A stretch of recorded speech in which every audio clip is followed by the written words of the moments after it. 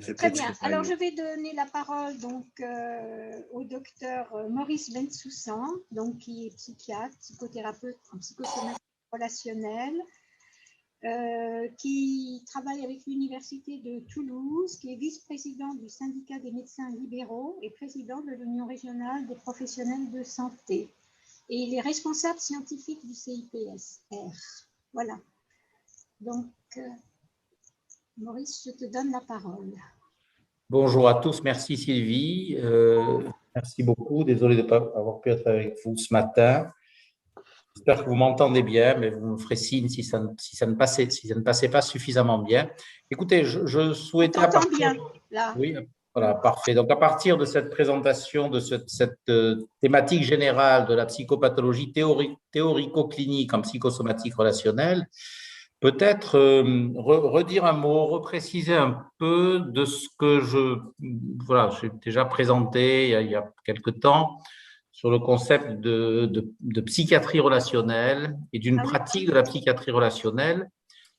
Tant il me semble que l'apport de la théorie relationnelle et de Sami Ali, à travers ce qu'il porte et puis ce qu'on a pu vivre avec lui au cours de ces décennies de travail en commun, a montré la pertinence aujourd'hui de sa pensée autour des enjeux, des nouvelles organisations sanitaires telles qu'elles se dessinent. En tous les cas, dans l'Hexagone, je sais qu'on est sur une configuration internationale ici, mais dans l'Hexagone national en France, sur le fait que, avec la théorie relationnelle, nous avons appris à travailler ensemble autour de Sami Ali à partir de métiers qui pouvaient bien sûr être voisins et différents dans leur nature, et différents également dans ce que l'on pouvait proposer aux patients.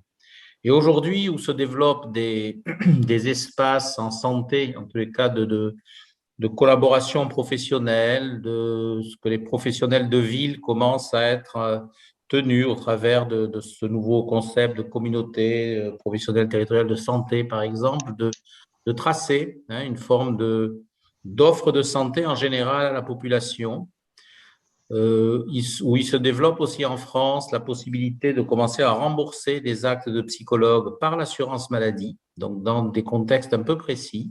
Il semblait intéressant de réfléchir aux liens qui pouvaient exister entre ce qui se décline maintenant comme organisation de demain ou comme innovation organisationnelle, dans une autre façon de travailler ensemble, et non pas qu'il n'y avait pas de travail partagé jusque-là, et de voir dans ces organisations comment la pensée, le concept de l'unité pouvait être quelque chose d'extrêmement fondateur et d'extrêmement porteur pour cette manière de travailler ensemble dans une dimension relationnelle les différents espaces thérapeutiques ou espaces de soins ou espaces d'accompagnement ou autres, ou de rééducation pour certains, au service des patients et dans quelque chose où chacun puisse se retrouver parce qu'il y avait une réflexion commune justement sur ce que pouvait être la pathologie et la manière de penser la pathologie comme de penser la santé. Et même si on n'en a pas pu trop le travailler, le Covid aidant, mais c'est des pistes qu'on va essayer de développer, je trouve qu'il y a là, et on avait déjà mis au programme de journée que Sylvie avait dû annuler pour raison d'épidémie, cette réflexion sur quand même ce lien extrêmement, qui fait un peu lien d'équilibriste entre ce qui est une nécessité presque médico-administrative ou administrative d'organiser les parcours de santé, les parcours de soins, voire les parcours de vie des usagers, comme on dit, et en même temps d'être porté dans une réflexion qui va amener à penser nos pratiques relationnelles, nos pratiques de thérapeute en quelque sorte, et de penser la pathologie en même temps. Et je trouve que là, Sami Ali a déjà, encore une fois, préfiguré des axes de repères structurants. Et je vais essayer aujourd'hui de les décliner juste sur ce qu'est ma pratique de psychiatre autour de cette notion de psychiatrie relationnelle, que j'avais déjà présentée une fois, je crois, au CIPS ou deux, qui n'est rien d'autre que de décliner les acquis de la psychosomatique relationnelle au niveau de la pratique de la psychiatrie, à partir d'évidences qui sont assez largement partagées, comme d'autres qui sont à partager. Les évidences partagées, c'est que l'importance de la relation dans la pratique médicale, dans la pratique psychiatrique, ben, doit être rappelée, même s'il y a des tentations d'essayer de penser qu'on peut travailler sans tenir compte des dimensions relationnelles. Le fait que la médecine soit une pratique, voilà, comment dire, un domaine qui est fondé sur les preuves et qui a tracé sa spécificité et ses progrès autour de la notion de preuve, c'est-à-dire de données scientifiques, de connaissances scientifiques, des incidences thérapeutiques de ces connaissances scientifiques, n'a pas du tout réglé la question de la subjectivité, et même la médecine fondée sur les preuves laisse une place aux dimensions de la subjectivité. Ce qu'amène également, y compris dans son enseignement, même si Sami Ali nous dit qu'il n'enseigne rien, ce qu'amène également Sami Ali, c'est que quand même, nous n'avons pas à rentrer dans une compétition des savoirs.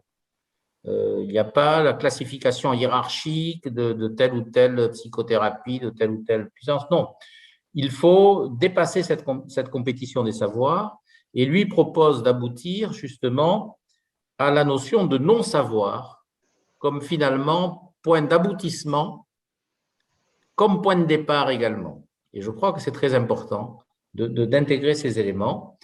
Et ce qu'il nous propose aussi, et qui est à appliquer en particulier pour la psychiatrie, c'est vraiment de poser comme essentiel la possibilité de voir ce qui est là, c'est-à-dire de voir le fait relationnel et non pas la division, et non pas ce qui sépare. Vous voyez ce hiatus aussi que l'on peut faire et ce lien que l'on peut faire avec cette notion des organisations et des pratiques collaboratives pour que chacun sorte d'une forme de cloisonnement de sa propre pratique. En termes de points de repère, en guise de définition en quelque sorte, je crois qu'il faut travailler sur plusieurs axes. La psychiatrie, et c'est le thème aussi d'aujourd'hui, est en lien avec la psychopathologie. Dans cette dimension-là, la relation thérapeutique est ce qui doit fonder le savoir et la pratique. Il faut intégrer les aspects interpersonnels et la subjectivité, en même temps qu'une démarche psychiatrique vise à une objectivation de données, de symptômes, d'une sémiologie et aussi d'une nosographie. La discipline psychiatrique est à l'interface également d'autres disciplines, les neurosciences, la psychanalyse, la psychologie cognitive, la phénoménologie, la théorie des systèmes, etc. Ça ne manque pas. Et dans ce contexte-là de carrefour, une ouverture est portée par la psychosomatique relationnelle et par son évolution sur le fait de penser l'unité et de poser la psychiatrie, d'ailleurs comme l'ensemble du champ de la médecine, dans une théorie de la pathologie humaine qui pense l'unité, qui intègre l'unité. Et je crois qu'on est là autour de ce qui nous réunit sans aucun doute au CIPS. Alors, très rapidement, parce que tout le monde sait ici, avec l'enseignement de Sylvie Cady, ce qu'est la relation. La relation, ce n'est pas une relation d'empathie, où on se met à la place de l'autre. Ça n'est pas la neutralité bienveillante qui est une technique relationnelle. Ça n'est pas non plus sur le plan de la démocratie sanitaire la question de l'usager d'un système avec ses droits, les devoirs de chacun, ce qui est aussi très important et facteur de progrès social en tous les cas. Donc la relation est définie par les 4 dimensions que sont l'espace, le temps, le rêve, l'affect et la langue maternelle. Et je crois que c'est ça qui est important de préciser. Alors, la psychiatrie à la fois est plurielle, mais un peu fondée sur des oppositions qui caractérisent sa trajectoire, son chemin, son histoire, en quelque sorte. Les oppositions, c'est le débat entre l'inné et l'acquis, entre la notion de thérapeutique, qu'elle soit d'un côté les thérapeutiques biologiques, de l'autre côté les psychothérapies, les classifications qui font l'objet de débats qui ne s'éteignent jamais, bien sûr, et les pratiques également et surtout, c'est-à-dire que quelle place aujourd'hui encore pour un colloque singulier dans des pratiques qui deviennent des pratiques d'équipe pour beaucoup, d'institutions? Est-ce que l'exercice d'une pratique psychothérapeutique pour un psychiatre doit être exclusif de toute autre pratique ou non? qu'est-ce qu'on fait du travail en équipe et comment on travaille à plusieurs sur un même individu, sur une même personne. Qu'est-ce qu'il en est également dans ce champ-là des temps d'hospitalisation temps plein, temps partiel, mais beaucoup temps plein, mais aussi temps partiel.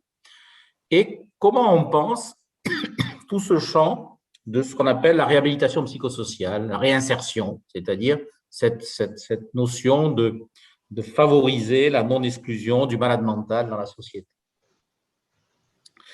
Et dans ce contexte-là, des chercheurs, des praticiens comme Bruno Falissard ont mis en évidence très clairement qu'il manquait, aujourd'hui, il apparaissait aux chercheurs, des références pour penser l'unité. Donc, il n'avait pas lu Sami Ali, il l'a reconnu, il le reconnaît, mais dans ses constats, autour d'un travail, il a beaucoup théorisé la subjectivité, et dans ce travail-là de théorisation d'une subjectivité, de recherche d'outils pour la mesurer, il s'est rendu compte que ce qu'il manquait aujourd'hui comme référence était une théorie de l'unité. Sur le champ et là aussi c'est l'enseignement de Sami Ali qui part beaucoup d'une notion de recherche et de poser les praticiens, les professionnels comme étant aussi dans une dynamique de recherche finalement et pas seulement d'application d'une théorie, d'un modèle ou autre chose. Et il faut qu'on aille de la recherche à la pratique, nous sommes des praticiens les uns et les autres. Donc, comment appliquer la théorie relationnelle aux psychothérapies? Voilà des champs de discussion. Comment évoluer, on développera un petit peu ça plus tard, la notion de variabilité symptomatique, c'est-à-dire la place du corps réel et du corps imaginaire, pour dépasser l'approche médicale qui est une approche centrée sur les comorbidités. Sur le champ de la dépression, pathologie extrêmement fréquente, il y a une forte prévalence. Comment penser la thérapeutique de la dépression en abordant la dépression comme étant l'expression d'une situation d'impasse? De la même manière pour le délire, quelles sont les incidences thérapeutiques de considérer le délire comme une forme de l'imaginaire autour des concepts d'inclusion réciproque qui vous sont familiers. Donc, c'est tous les liens aussi entre l'impasse et la pathologie, en quoi la référence à l'impasse va aider dans l'approche et dans le traitement des pathologies. Comment une telle théorie qui concerne la relation individuelle va avoir des implications dans les pratiques, alors même si aujourd'hui la notion de psychothérapie institutionnelle est en discussion et mise en difficulté avec l'évolution, mais qu'est-ce qu'on fait du travail à l'institution et de la psychosomatique relationnelle? C'est des médiations, ce sont les ateliers thérapeutiques. Comment on applique tout cela à ce qui apparaissent comme des disciplines nouvelles, la psychiatrie de l'enfant, de l'adolescent, voire de la personne âgée, et in fine, est-ce qu'on peut arriver à différencier des formes de psychothérapie en fonction du métier de chacun? Et est-ce qu'il y a une spécificité pour la psychothérapie qu'un psychiatre mènerait quand on se pose du point de vue de la psychiatrie? Quelque chose de très rapidement abordé dans les écrits de Sami Ali, c'est la question de la dépression caractérielle et de la situation d'impasse, et qui est un enjeu important, surtout par rapport à la psychopharmacologie, qui a modifié le pronostic des états dépressifs et la possibilité, bien sûr, d'aborder ces pathologies. Donc, ce que l'on voit au travers de la dépression, c'est que penser l'unité s'accompagne d'une réflexion sur la temporalité. Donc, dans la dépression, s'intéresser à l'histoire du patient, au-delà de l'actualité, de la pathologie, de la symptomatologie, est une manière de donner toute cette place, y compris pour le patient, à l'histoire de chacun. La symptomatologie, quelle qu'elle soit, biologique, physique, psychique, est souvent considérée comme quelque chose d'extérieur au sujet, presque comme un objet.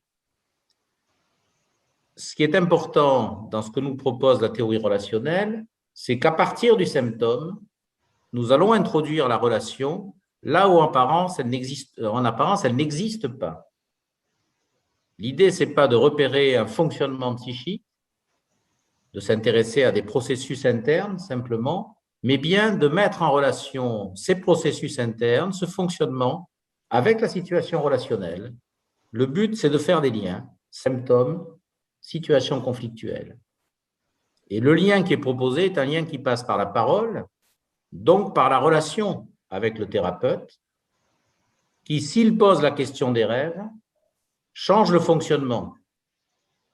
Parce qu'il est possible de découvrir, en fonction de l'existence ou non des rêves, un refoulement caractériel ou une dépression caractérielle, c'est-à-dire une dépression sans rêve et sans affect. Donc, ce que l'on a appris avec Sami Ali, c'était que l'essentiel d'interroger le statut de la fonction onirique et de poser la question des rêves pour aller contre le refoulement et créer ainsi une brèche dans le fonctionnement. Et c'est là où a été développée, vous le savez pour la plupart, la question des rêves traumatiques et du retour des rêves qui reprennent un petit peu le traumatisme initial. Accéder aux rêves, c'est une possibilité dans le contexte des dépressions caractérielles d'accéder à l'affect et de donner à la symptomatologie une dimension relationnelle, y compris si elle est organique. Les rêves vont reproduire dans la relation thérapeutique la situation traumatique et permettra éventuellement de commencer à aborder la question de la situation d'impasse. Et c'est la situation d'impasse, perçue comme telle, qui va permettre de saisir à la fois les problèmes du corps imaginaire et du corps réel. Et c'est là où ce concept très intéressant par rapport à la comorbidité de variabilité symptomatique va venir être mis en perspective dans sa présence en fonction de ce que le patient va dévoiler de ce qui est refoulé ou va arrêter de dévoiler ce qui est refoulé.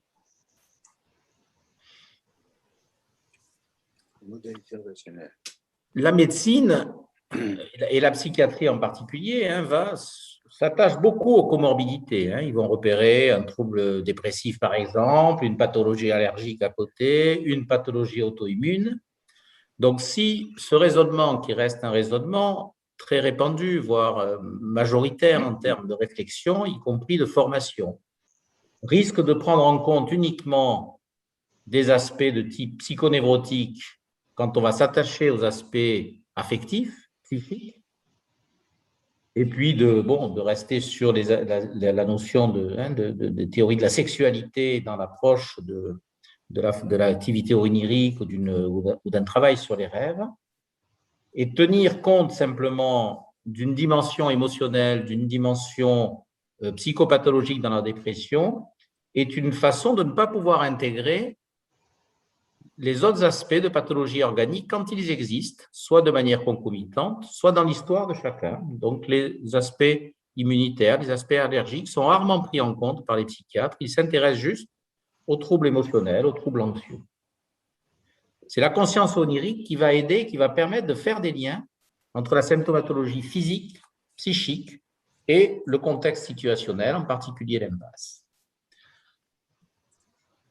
Là où la discussion prend une dimension beaucoup plus concrète, c'est quand on parle de l'articulation, finalement, entre la chimiothérapie, si on reste sur le champ de la dépression, et la psychothérapie. Quoi qu'il en soit, de toute façon, il est difficile de faire de la psychiatrie sans s'intéresser à la subjectivité, en sachant aussi que des thérapeutiques biologiques, voire même comportementales, ont pu améliorer la vie des malades mentaux et réduire l'intensité, l'invalidité des symptômes, le handicap qu'ils pouvaient porter pour certains. Aujourd'hui, ce modèle-là, cette réflexion qui porte sur psychothérapie, chimiothérapie, dans le champ de la psychiatrie, vient faire un peu écho à la dialectique corps réel, corps imaginaire, ou entre le réel et l'imaginaire, au niveau de la relation clinique.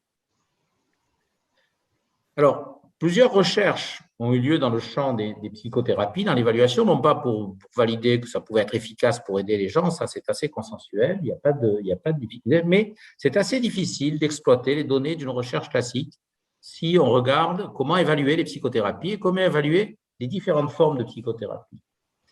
Parce que les logiques sont différentes. Quand on cherche à, dans l'évaluation clinique, on va avoir des repères qui sont dans des modes de pensée, des modes théoriques différents, que l'on parle de psychothérapie ou que l'on parle de démarche médicale, en particulier sur la psychopharmacologie.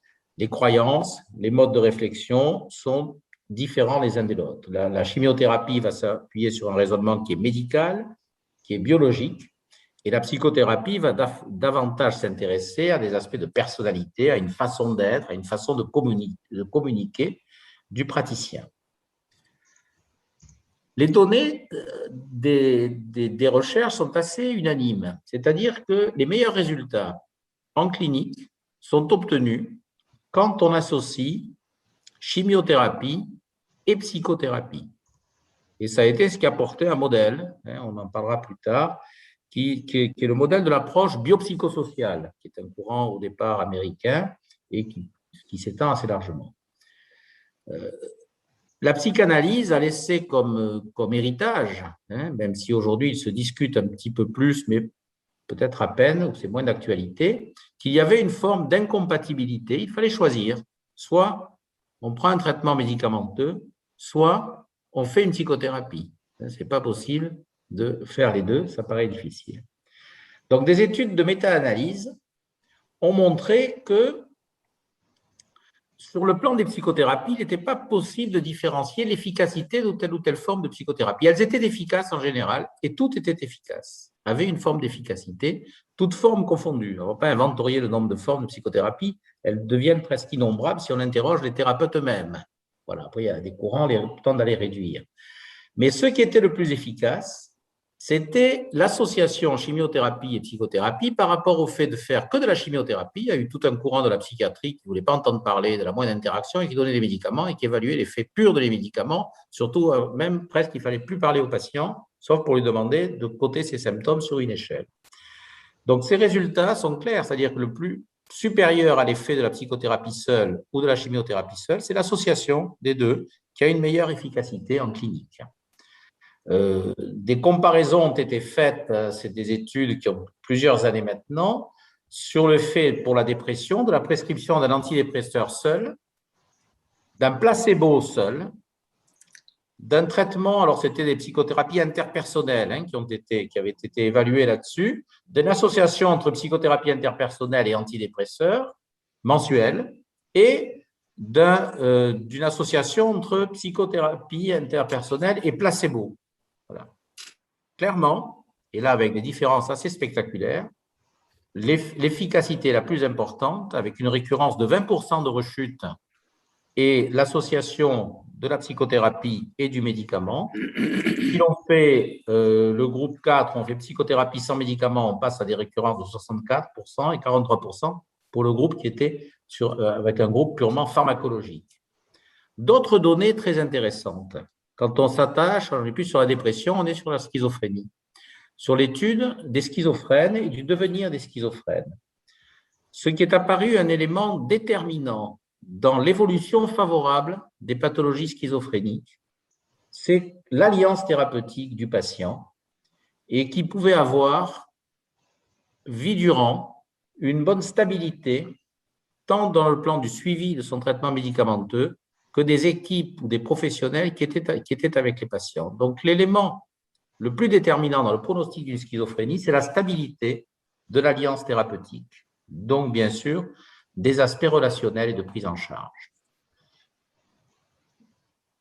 Si on a poussé ce modèle, et qui est toujours valable, moi j'ai des confrères qui fonctionnent comme ça, qui m'appellent pour revendiquer cette position, c'est-à-dire, c'est la division. Donc, d'un côté, il y a le cerveau, et le psychisme est de l'autre côté. Donc, on va proposer deux thérapeutes, un thérapeute qui va donner des médicaments, un thérapeute qui va juste s'occuper des aspects de parole et autre chose. Voilà. Donc, ces éléments ont été critiqués. Il y a eu des données de la littérature assez congruentes qui fait que réellement, la discussion entre est-ce qu'il faut deux thérapeutes, un seul thérapeute, souligne les difficultés de travail à deux thérapeutes, mais qui sont possibles, parce qu'il faut que les thérapeutes aussi fonctionnent, communiquent entre eux pour travailler ensemble. Il n'y a pas de modèle unique, mais tous ces éléments et tous ces constats soulignant cette difficulté du clivage vont dans le sens d'une nécessité d'approfondir ce concept de l'inclusion réciproque que développe Sami Ali dans cette nécessité d'articuler objectivité, subjectivité, réel, imaginaire, biologie, psychologie, enfin, je sais pas, il ne le dit pas comme ça, mais ce sont ces éléments-là. Donc, ce qui est important, on en revient à cette discussion, on va soigner une pathologie, on va soigner un malade, donc on est toujours sur ces questions-là, et il n'a jamais été possible de trancher très clairement ce qui pouvait relever d'une démarche avec deux thérapeutes ou d'une démarche avec un seul thérapeute. D'où l'idée d'une réflexion sur un travail sur l'unité qui ne vient pas réduire la question des différences de modalités de pratique ou d'approche. Dans cette question qui nous oblige à penser l'évolution nécessaire de la globalité à l'unité, Sami Ali nous dit bien que l'unité n'est pas la globalité. Il y avait des critiques de la psychiatrie américaine, par exemple, Luhrmann disait quand les médicaments prennent la place de la relation, non seulement les patients souffrent des effets latéraux de médicaments agressifs, mais ils perdent le pouvoir curatif de la relation. Et au sujet de la formation à la psychothérapie, ce médecin soulignait que l'importance de la relation entre le médecin et son patient et l'importance de comprendre cette relation en profondeur était déterminante dans les résultats. Et cette relation peut être intégralement liée à la capacité d'un patient de réagir au traitement, de se sentir soulagé, pour faire confiance à son médecin et prendre ainsi le médicament qui lui est prescrit, en sachant que dans des moments de détresse, de difficulté, de violence, il avait un endroit sûr où aller. C'est un consensus qui se dégage chez de nombreux cliniciens pour dire que l'efficacité thérapeutique est liée à la qualité de la relation qui va s'établir entre le thérapeute et son patient. Et la relation est une relation qui est clinique. Là, bien sûr, c'était un plaidoyer sur les notions de globalité. On n'est pas au niveau d'une réflexion psychothérapeutique qui n'intègre pas l'unité, mais on est sur ce chemin peut-être d'une possibilité de penser, telle que la théorie nous le propose, l'unité.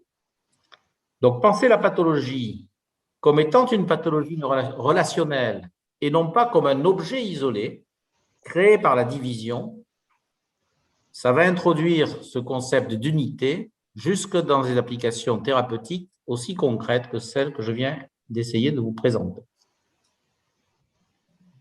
Donc, si on veut aller plus loin sur le champ de la psychiatrie relationnelle, ça n'est rien d'autre que d'adopter la proposition de Sami Ali, que la pathologie, en général, est un processus psychosomatique soumis à un principe de variabilité tel que le psychique alterne avec le somatique et que le somatique alterne avec le psychique. Donc la psychiatrie commence en quelque sorte, alors oui et non, mais une fois que le diagnostic est posé. Quand on va s'intéresser et quand on va accepter de ne pas rester, que le psychiatre n'est pas là juste pour définir ce qui va appartenir au psychique et ce qui va appartenir au somatique. Donc l'enjeu, c'est bien d'intégrer dans une approche médicale d'origine scientifique une approche thérapeutique qui tienne compte de la relation, c'est-à-dire qui tienne compte de l'affect, du rêve et de l'espace et du temps. On ne revient pas sur les expériences de la langue maternelle, que d'ailleurs le regretté Jean-Marie Gaultier imageait parfaitement avec sa richesse de clinicien dans tous les exemples qu'il pouvait nous donner et qui rentraient totalement dans une manière de repositionner toute la congruence qu'il y avait entre la richesse clinique, de l'observation clinique et les aspects théoriques. Et voilà, ce n'est pas pour rien que ces écrits restent encore d'une très, très grande actualité et pertinence. Voilà. Donc, la démarche clinique doit intégrer, au-delà du diagnostic obligatoire pour les médecins, voire de propositions thérapeutiques, l'analyse de la relation du sujet à l'imaginaire, on a dit ce que c'est l'imaginaire, le rêve, l'affect, le délire, le fantasme, les croyances, le jeu, tous ces équivalents.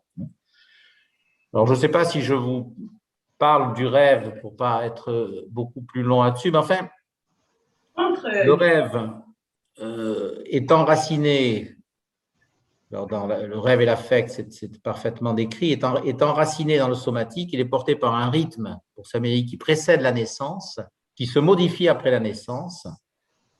Et le fait de penser à la notion de sommeil paradoxal va bien montrer comment il existe une complémentarité permanente, c'est ça l'inclusion réciproque, entre le subjectif et l'objectif. Le rêve est la subjectivité même, il définit la conscience vigile et la conscience onirique, qui va nous donner des repères parce que c'est une double relation d'inclusion réciproque et d'exclusion réciproque. Et c'est dans cette façon de travailler avec les rêves qu'il est possible d'aborder la pathologie humaine, y compris organique, dans sa dimension relationnelle. Donc, je ne reviens pas sur les aspects, parce que je pense que vous le possédez tous ici, hein, sur le fait comment le rêve est ancré, est un phénomène de rythme, ancré dans le somatique et porté par la projection. Je crois que c'est des choses qu'on pourra discuter si c'est nécessaire. L'affect est considéré comme un équivalent du rêve. Et l'affect, voilà, bon, il ne faut pas sur le monde maternel. Ce qui est important de dire, c'est que peut-être ici, il n'y a pas pour Sami Ali une coupure, hein, entre l'affect et la représentation. Hein. C'est le même destin, avec la possibilité de refoulement qui existe pour l'affect, comme il existe comme pour la représentation. Dans cette notion de situationnel, la question de la relation, hein, de la situation conflictuelle ou de la situation d'impasse se pose pour aller contre également une pensée dominante qui fait des processus internes. Ça veut dire quoi? Que lui m'entend? La seule approche des phénomènes psychiques ramenés à des quantités d'excitation, à un modèle pulsionnel qui n'intègre pas la richesse d'une approche relationnelle. On ne parle pas de relation d'objet. Quand on parle de relation, on parle de relation par rapport à l'imaginaire, dans un lien avec une situation qui peut relever d'une situation de conflit, qui peut relever d'une situation d'impasse. Et derrière, à l'arrière-plan de la clinique, il est très important sur un plan pratique de toujours rechercher la caractéristique de la situation relationnelle dans laquelle le sujet se trouve pris. L'impasse a plusieurs formes, donc Sami Ali en parle souvent, je ne les reprendrai pas, il a décrit plusieurs formes d'impasse. Il a décrit également des impasses sur le plan de la temporalité, en décrivant également des formes différentes d'impasse qui intègrent et qui impliquent la temporalité. Pour conclure avec des éléments de pratique clinique et souligner quelques aspects. C'est-à-dire que cette approche relationnelle, finalement, peut être en psychiatrie porteuse de malentendus. Parce que le patient va venir à la recherche d'une aide, souvent à la recherche d'un diagnostic avec une pathologie, pour traiter cette pathologie comme quelque chose d'en plus, dans soi, on parlait de choses tout à l'heure, d'objets extérieurs à soi, alors que l'approche thérapeutique en psychiatrie relationnelle va amener à poser la question de l'unité, la question des liens, alors que souvent, et on le voit souvent en clinique quotidienne, les gens viennent avec le souci de diviser, d'isoler. J'ai un TDAH, j'ai un trouble du spectre de l'autisme, ça veut dire que ça n'existe pas, j'ai une bipolarité, j'ai un trouble de la personnalité, et j'ai d'autres maladies à côté, sans aller chercher cette question des liens. Donc, proposer une autre approche à des patients qui viennent avec d'autres attentes, ça peut créer des situations qui sont compliquées. Donc, l'approche thérapeutique, on voit comment elle est fonction également du thérapeute qui a le souci ou non d'établir des liens et d'établir une relation avec son patient. Cette relation est une relation qui ne doit pas être une relation intellectuelle, d'intelligence, de savoir, mais c'est une relation qui doit tendre vers la compréhension des choses, et non pas vers l'explication, comme nous dirait Sami Ali, mais vers la compréhension de ce qui se joue. Si on reste sur le modèle du stress, par exemple, qui est un modèle qui a tout son intérêt, il ne faut pas oublier l'essentiel dans le modèle du stress, c'est que le stress ne permet pas d'avoir une relation adéquate et est une situation qui peut porter quelque chose qui s'apparente à l'impasse et qui devient une relation de réalité qui va être totalement projetée dans l'imaginaire. Donc, penser le modèle du stress également comme un modèle d'impasse, ça peut aider à s'approcher de cette réflexion sur l'unité. Si, dans la situation thérapeutique, le principe de départ est l'idée de penser que nous sommes devant des phénomènes relationnels, ça nous permet de donner toute la valeur à la subjectivité dans des situations d'objectivité même. Donc la difficulté, c'est au-delà de ce qui est évident, c'est-à-dire d'un trouble, d'une pathologie constituée, d'un diagnostic caractérisé, de dépasser ce qu'on sait de la pathologie elle-même pour rester dans une situation d'observation, laissant la place à toute cette subjectivité et permettant aussi de percevoir que même si l'on a établi un diagnostic, on ne sait pas grand-chose de l'individu, de son histoire, de l'histoire qui est en train de se constituer dans un espace thérapeutique. Donc, c'est très important de laisser aussi se mettre en place la constitution de cette relation qui vient autour d'une demande d'apaisement par rapport à une souffrance, par rapport à un symptôme. Poser la question des rêves et intégrer les rêves immédiatement et d'emblée à la relation va permettre de chercher des liens là où ils n'apparaissent pas immédiatement et là où ils ne sont pas évidents et là où ils ne sont pas intégrés. Et chercher des liens à partir de la fonction onirique et de la conscience onirique introduit ce travail de compréhension dont nous parlions tout à l'heure. L'important n'est pas le rêve en soi, mais bien la relation qui se crée avec le thérapeute.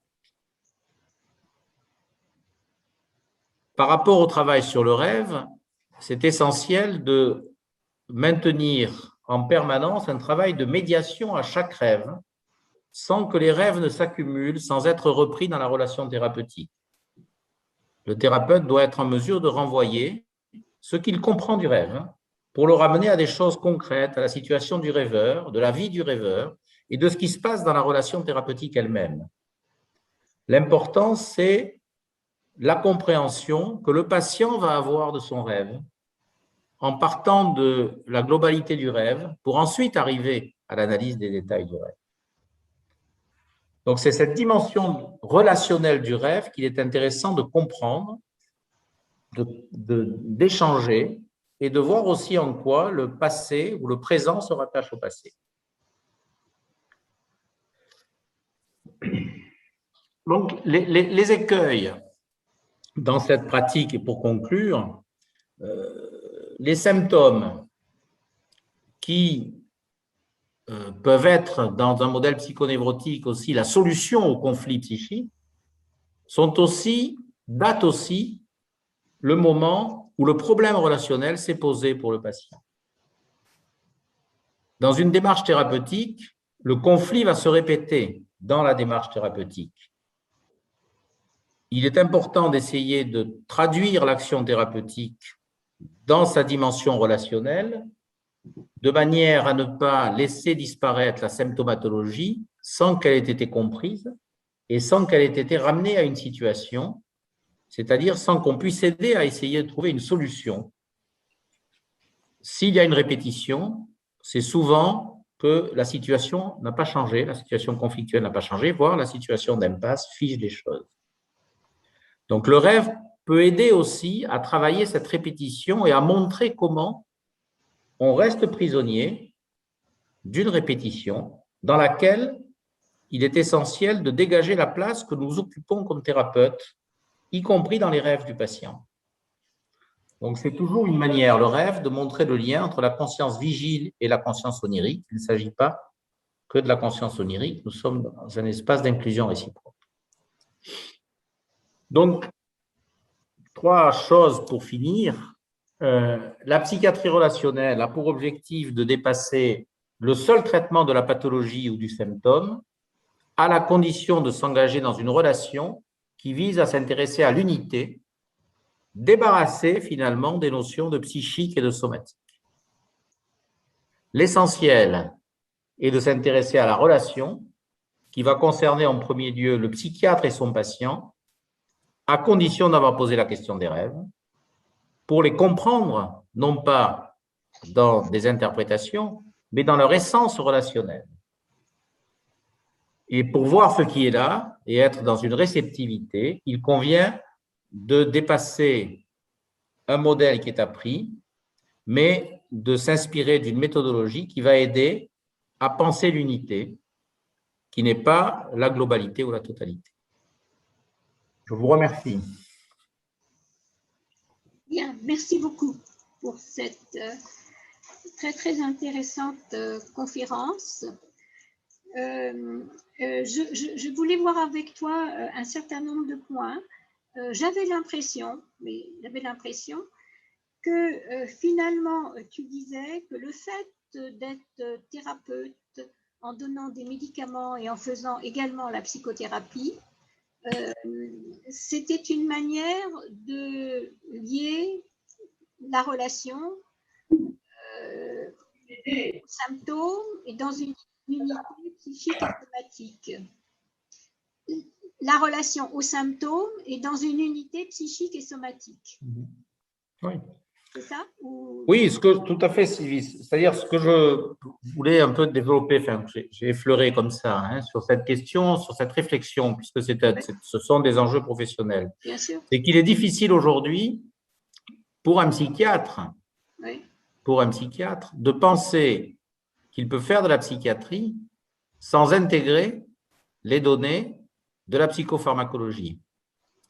Intégrer les données de la psychopharmacologie ne doit pas amener à penser qu'il faut renoncer aux aspects d'une réflexion, je vais dire relationnelle, parce qu'on va dire psychique, on ne va pas, ou psychothérapeutique, on ne va pas y retrouver. Donc, c'est dans ces enjeux-là où l'apport de la théorie relationnelle est essentiel, parce qu'elle va intégrer dans ce qu'amène Samir d'une réflexion sur la notion conscience vigile, conscience onirique, corps réel, corps imaginaire et tous ces couples opposés, il va donc contre les oppositions pour montrer qu'on est de toute façon pris dans ces oppositions et que l'on doit faire avec.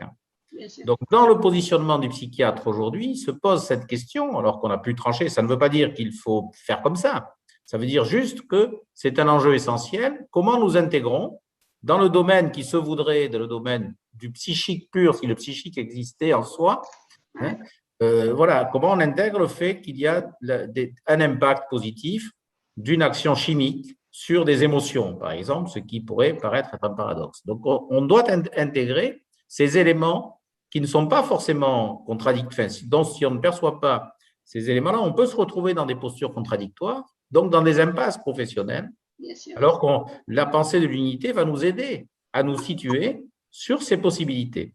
Ce n'est pas un modèle, c'est une possibilité. Très bien. Est-ce que vous avez des questions?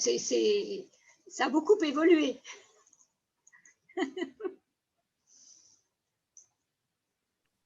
Alors, on va demander maintenant, est-ce que vous avez des questions à poser au docteur Bensoussan? Pardonnez-moi, s'il vous plaît, est-ce que vous pouvez me préciser un peu plus l'unité et la globalité? Parce que je n'arrive pas à distinguer la différence entre les deux. L'unité. Entendu? L'unité. Oui. Et la globalité. Merci. Écoutez, il faut, enfin, comment dire, il est essentiel de lire Penser l'unité. Voilà, par exemple, voilà, c'est essentiel de lire Penser l'unité. Alors, je vais répondre, c'est pas pour ne pas répondre à votre question, hein, et de lire Convergence également. De lire Très bien, Convergence merci. également. C'est-à-dire Merci. que l'essentiel est dans ce qu'amène Sami Ali autour de la question de la division et du fait que le langage lui-même, déjà, le fait de nommer, divise et que nous fonctionnons sur la division. Si je viens sur un modèle médical, le modèle médical a fait ses progrès parce qu'en effet, on a divisé. Heureusement que c'est le chirurgien orthopédiste qui va opérer d'une prothèse, machin ou autre chose, et non pas le psychiatre, quoi. Ça serait compliqué, hein, que le médecin puisse tout faire, on est bien d'accord. Exact, oui. Donc cette division, il ne s'agit pas de dire il ne faut pas diviser, non. Et ce qu'amène dans la pensée d'unité, c'est qu'au début est l'unité. Et que si on perd de vue cette unité, l'on perd de vue que le psychique comme le somatique sont des concepts de toute façon, et qu'on raisonne en termes de concepts qui sont pris sur des parties qu'il faut additionner. Donc, on n'est pas dans une addition qui fait la somme pour arriver à une totalité. On est sur le fait que l'être humain est une unité, alors on va dire biologique, psychique, émotionnelle, en tous les cas d'affect. Et pour ça, quand la relation est posée, non pas comme la relation c'est sympa ou il n'est pas sympa, non, dans son essence, c'est le rêve et l'affect, et l'espace et le temps. Et l'espace et le temps. Voilà, ça, c'est ça qui est très important, même si Sami Ali a rajouté plusieurs années après, mais toujours dans cette notion de constitution immédiatement autour de ce qu'il avait pointé de l'angoisse du 8e mois, hein, quand il l'a travaillé, de ces interactions très précoces mère-enfant, dans ce moment où il n'y avait pas d'individuation et où l'autre c'est soi et soi c'est l'autre. Donc c'est cette notion-là d'unité qu'il faut rechercher, et on voit bien que ça ne correspond pas à la somme. C'est pas la somme. Il n'y a pas d'addition. Il y a pas. C'est pas le modèle biopsychosocial qui est déjà un progrès par rapport au fait que c'est les sociologues qui vont dire la messe aux biologistes ou aux psy. Non. On voit bien que ce n'est pas de ça dont il s'agit, même si c'est constitutif de progrès vrais dans la thérapeutique, dans les résultats médicaux. On ne peut pas dire, alors pour être provocateur, on ne peut pas dire que les électrochocs n'aient pas apporté un progrès sur certaines pathologies mentales à un moment donné. Mais à un moment donné, sur un segment. Et ça a été, voilà. Donc, c'est pour donner des exemples. Pareil pour la psychopharmacologie. Mais voilà. Donc, et l'unité, c'est cette recherche autour de la question relationnelle et de la place de l'affect, de ce qui est l'essence humaine, finalement, de la santé, de la pathologie et de ce que l'on est. Merci beaucoup, ouais. Merci. Je comprends mieux déjà quand vous dites ce n'est pas une somme. Je comprends plus, mais je vais lire les livres de Sami Ali. Merci. Merci beaucoup. Je suis débutante. Vous avez d'autres questions? Oui, Maurice. Bonjour Maurice, je te remercie pour ce brillant récapitulatif de la théorie relationnelle. Mais là, qu'est-ce que tu veux dire par là? Que la globalité, c'est la totalité? Tu entends le terme globalité comme totalité ou tu différencies? Parce que c'est vrai que la question était intéressante sur l'unité et la globalité, mais tu l'as ramené à l'unité et la totalité. Or, la globalité, oui, qu'est-ce que tu...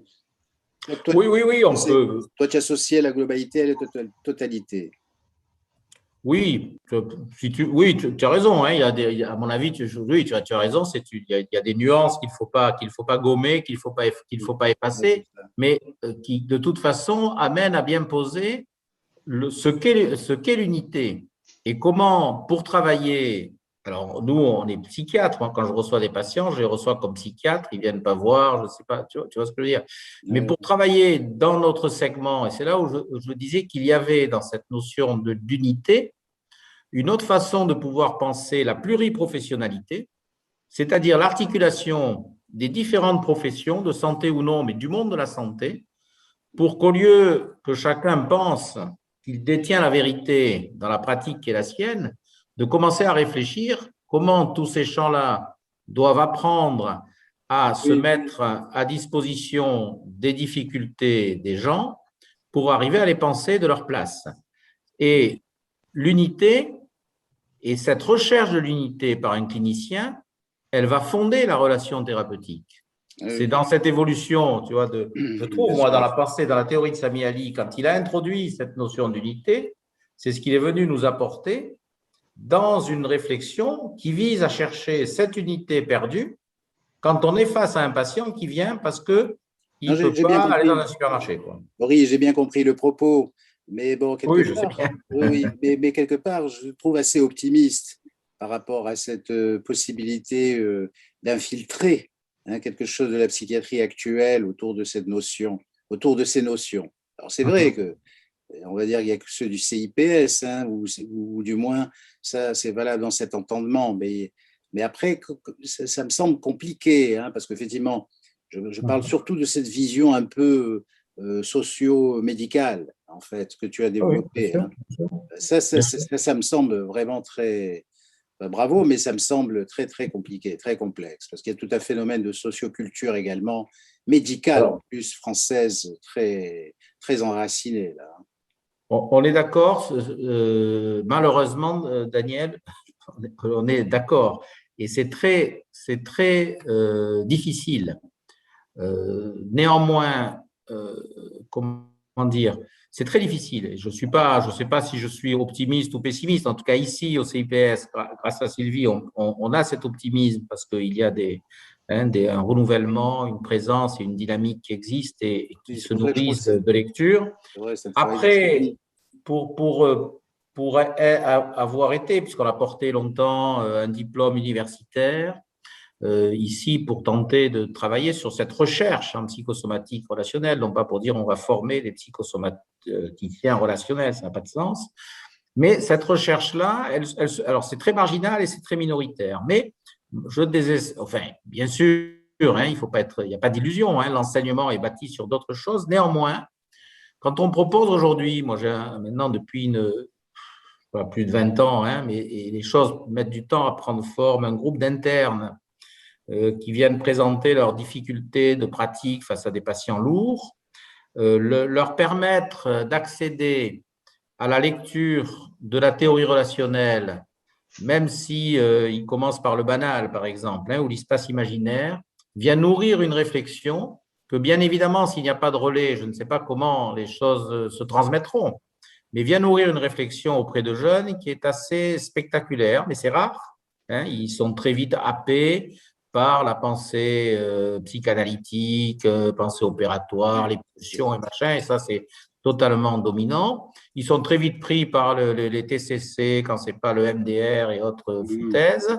Voilà, donc on est, si tu veux, mais néanmoins, quand il y a cette possibilité qu'une lecture théorique, par exemple du banal, ou du rêve et de l'affect, peu importe, qui vient venir étayer un questionnement qu'on suscite autour des difficultés rencontrées dans une prise en charge d'un patient hospitalisé, puisqu'il s'agit d'une psychiatrie lourde, eh bien, si tu veux, il y a des éléments de plaisir, de satisfaction, de partage, mais bien évidemment, dans ce que tu dis très justement, la route est très longue, c'est mal barré, parce qu'on sort à peine, de toute façon, d'une emprise de l'industrie pharmaceutique, au-delà des progrès de la psychopharmacologie, je différencie les deux, les progrès de l'industrie et de la psychopharmacologie, qui restait l'idée qu'il suffisait de donner un sérotoninergique à un patient déprimé pendant 6 mois pour avoir réglé la question.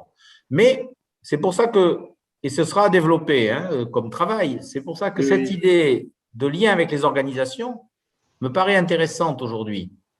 Non pas seulement parce que j'y baigne, mais parce qu'on voit bien que là, il va y avoir des enjeux de santé. Et quand on a travaillé avec Sami Ali, dans les groupes où nous étions, il y avait des psychomotriciens, des orthophonistes, des fois il y avait des danseurs avec nous, des danseuses, il y avait des psychologues, bien sûr, des médecins, des psychiatres, n'en parlons pas, ou des gastro-entérologues, c'est clair, des psychanalystes. Et il a réuni tout ce monde autour d'une réflexion partagée sur des champs professionnels quand même sensiblement différents et très enrichissants.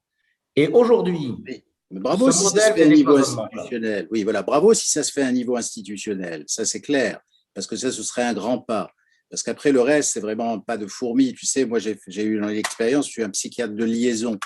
Donc, je travaille avec les services somaticiens, les services organicistes. Et donc, ma contribution, là, en termes de relations, ou même pas, c'est-à-dire de parler de la relation de soma à soma, c'est-à-dire c'est des médecins spécialistes, en quelque sorte. Ben, c'est vrai que sur le moment même, ça passe parce que il y a une pertinence effectivement dans cette approche et de la façon aussi dont tu l'as développée surtout. Il y a une pertinence, donc il y a une évidence qui n'échappe pas au médecin qui est quand même quelqu'un qui sait réfléchir. Mais bon, c'est un travail de fourmi. C'est vrai que c'est un travail de fourmi. Alors par contre, si ça pourrait effectivement infiltrer les institutions avec une sorte de mini-idéologie, oui, mais ça me semble très compliqué. Enfin, en tout cas, bravo. Mais c'est vraiment ce qui me semble très, très intéressant, c'est que ton évolution par rapport à ta recherche dans ton domaine de la psychiatrie, vis-à-vis des syndicats avec lesquels tu travailles, tu as des responsabilités, ça permet, si tu veux, de faire passer des idées par rapport à tout ce que tu as dit, dans les groupes de recherche, dans les conférences que tu peux faire. Et ça, je trouve que c'est comme ça que les idées progressent et comme ça que les idées passent. Parce que tu as un large public différent, de mentalité, je veux dire, différente, au niveau du travail de la psychiatrie et d'autres techniques aussi, de professionnels de santé. Et je trouve que c'est bien, c'est bien. Je trouve que c'est comme ça qu'on peut faire évoluer les choses. Nous, on l'essaye à notre niveau, à nous, oui. Mais tu as un public plus large, c'est ça ce que je veux dire, et que tu peux faire évoluer les choses différemment. Voilà. Et c'est ça que je trouve vraiment pertinent. Et oui, c'est pour ça qu'il faut lui dire bravo. Hein? C'est pour ça qu'il faut lui dire bravo. Oui, oui, bien sûr. Bravo. C'est pas abouti, hein. C'est sûr. C'est sûr. Mais il faut oser déjà le faire parce que c'est quand même assez révolutionnaire vis-à-vis de certains psychiatres qu'on peut connaître. Et je trouve que c'est vraiment tout à fait pertinent pour faire évoluer les esprits et l'activité thérapeutique. Bien, merci beaucoup en tous les cas. Théo avait levé la main, je crois. Je ne sais pas si on t'a coupé la parole, Théo. Ah, oui, c'est un peu en retard là sur la discussion qu'on fait tout à l'heure à propos du couple totalité, globalité et unité. Ce n'est pas par hasard que le titre du livre de Samiani est « Penser l'unité » et non pas « Connaître l'unité ». Alors, penser l'unité, ce serait plutôt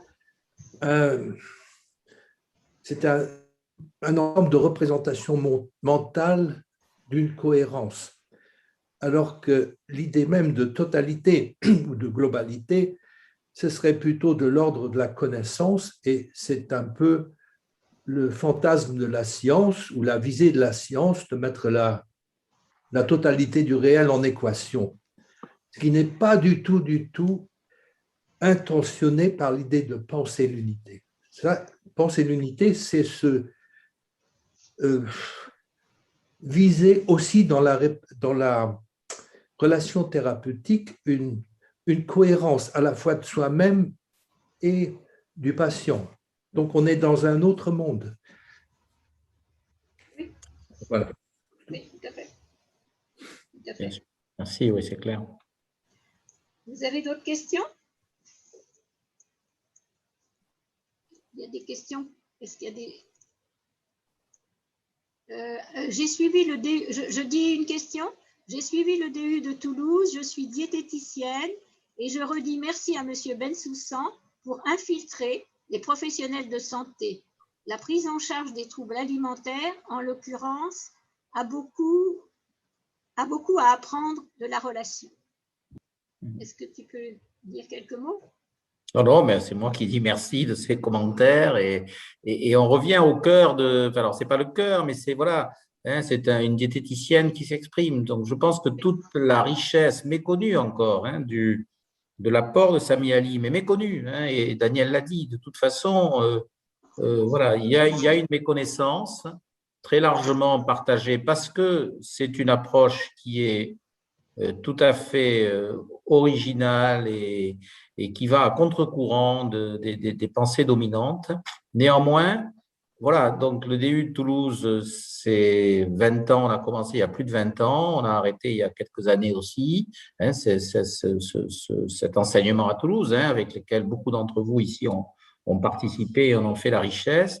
Donc, ça a été une vraie ouverture pluriprofessionnelle. Nous ne parlions pas de pluriprofessionnalité, ça n'existait pas à l'époque où nous faisions le DU. Aujourd'hui, dans les organisations sanitaires, elles sont basées sur la pluriprofessionnalité et sur cette nécessité de penser autrement le travail au niveau de l'amélioration de l'accès à la santé mentale. D'ailleurs, c'est typiquement des sujets là où amène Sami Ali, c'est sur la pathologie, donc il a parlé de la pathologie, mais si on y réfléchit un peu plus, on va vers la santé mentale et cette complexité-là plus grande.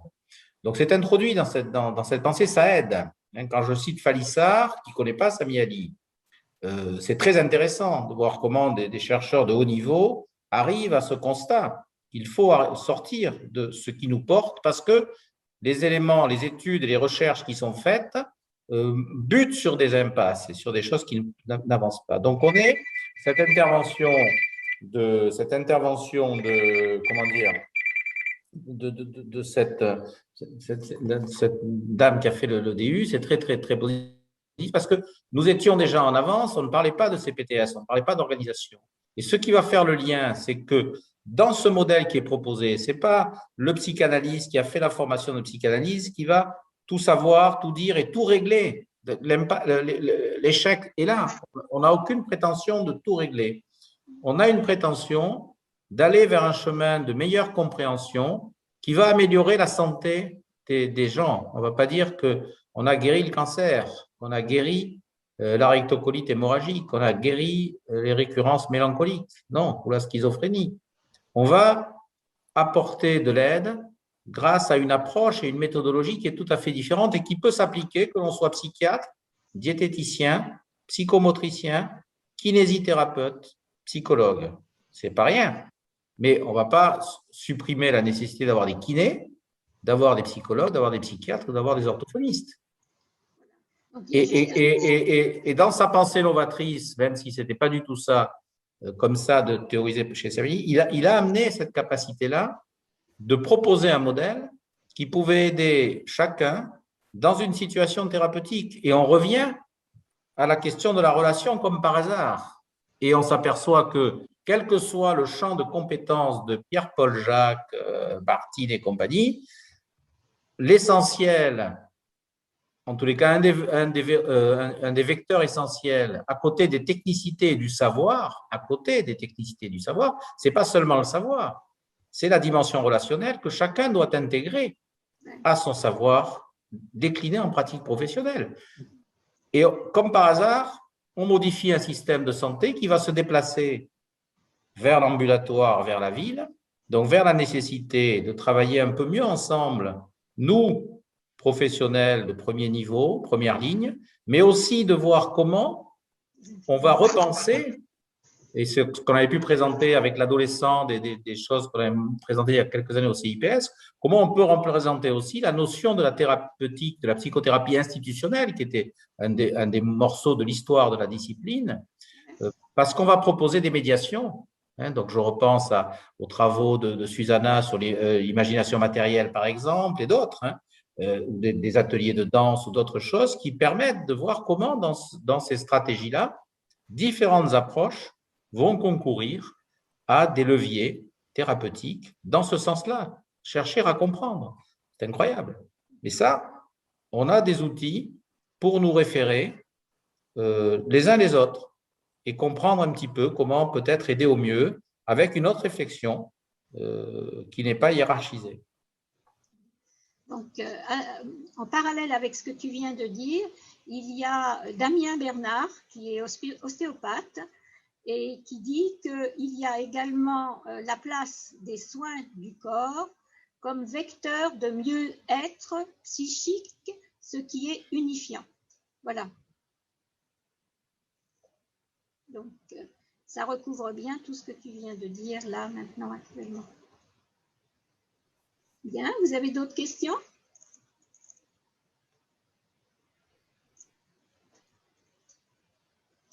Et il dit, il semble qu'en tant qu'ostéopathe, thérapeute en psychosomatique relationnelle, que sortir le patient du symptomatique en ouvrant sur sa subjectivité même, si c'est une simple ouverture de porte, sans tout régler, pour autant est a priori fertile et permet d'ouvrir une ébauche de transversalité. Qu'en penses-tu?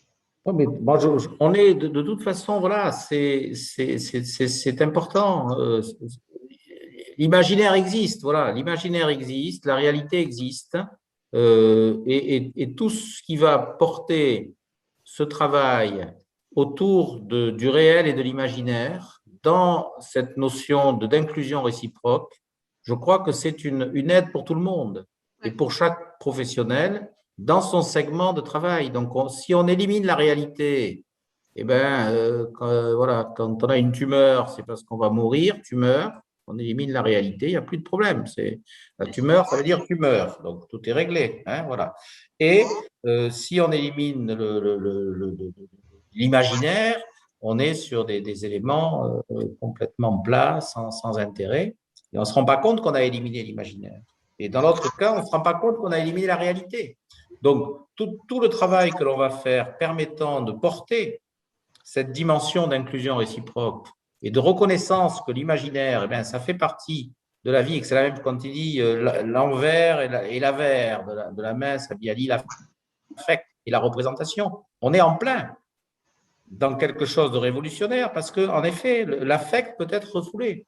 Donc, bien sûr, ça a créé un schisme dans les églises de l'orthodoxie analytique ou autre. Mais non, on y est.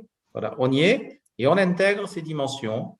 Voilà, donc en effet, l'ostéopathie, ben, si hein, les gens sont aidés par des approches ostéopathiques, c'est extrêmement important. Ça ne va pas, hein, mais il faut bien repérer le positionnement qui est le nôtre, la demande et l'aide qui est apportée en toute sincérité, en toute authenticité. Très bien, bah, écoute, il nous reste à te remercier pour tout ce que tu fais déjà et ce que tu nous as permis ici de penser et la qualité de ton intervention. Et je voulais redire que le colloque qu'on essaye de faire à tout prix sur penser dans les territoires, pathologie et relations, on a une option pour le 8 et 9 octobre de cette année. Voilà, on verra, mais mettez ça dans vos agendas quand même. Merci beaucoup. Merci Sylvie, merci à tous. Au revoir. Au revoir.